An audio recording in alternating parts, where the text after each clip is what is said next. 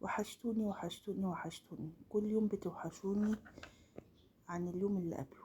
عاملين ايه يا حبايب؟ اخباركم ايه؟ النهارده هنعمل الرز البسمتي بتاع حضرموت، ونعمل فراخ مندي بس وراك. تمام.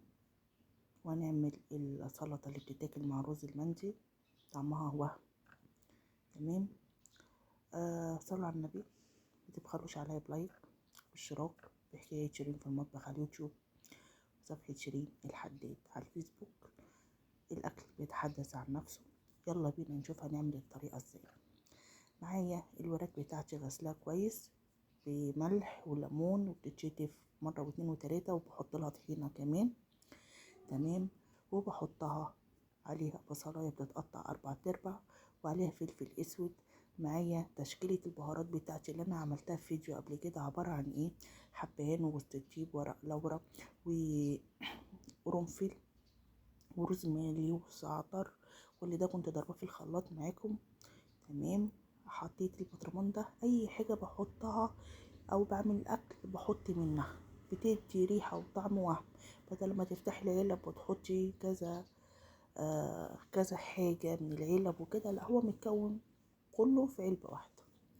معايا هنا، قولوا معايا، زعفران.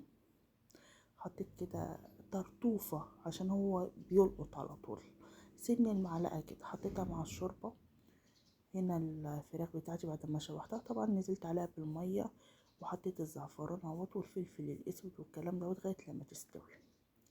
تمام. اهي هي معاكم اهي، حتى بتدي لون، كل حاجة عاملاها قدامكم، مش قطع منها اي حاجة. هنعمل هنا، اللهم صل وسلم عليك يا اشرف المرسلين، هنعمل هنا الرز البسمتي بتاعنا. تمام. انا بسيح السمنه وبحط مقدار الميه، انا عارفه هعمل رز قد ايه. انا بقولك الفكره، وانتي متاح تعمليها باي كميه انت عايزه تعمليها.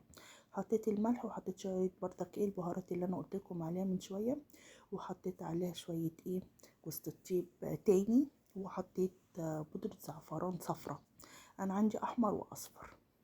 بتروح عند العطار بتقول عايزه بودره زعفران، هات ب20 جنيه، بيديكي ايه ب20 جنيه شوية كويسين. انتي بتحطيهم طبعا في شوية مية اهو زي ما حضراتكم شايفين.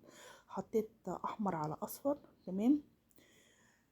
والفراخ بتاعتي كنت سلقاها طبعا، طلعتها وحطيت لها وشها كده شوية زيت، وابتديت احط عليها الايه المادة ايه بتاعت الزعفران. تمام. معايا الرز هنا بتاعي، المية غليت، نزلت بالرز ايه بتاعي. تمام.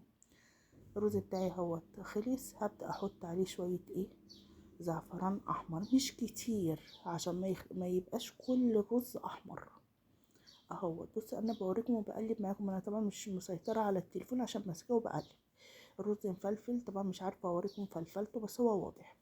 وادي الفراخ بتاعتي، يا رب اكون عند حسن ظنكم. كنت عامله الطماطم عباره عن فلفل حامي وثوم وشويه ملح وطماطمايه، تغسلهم كويس وتضربهم في الخلاط، ويبقى معاكي احلى صوص تاكليه. ما تسجلش معايا والله. تاني: طماطم وفلفل حامي وشويه ثوم. باي باي.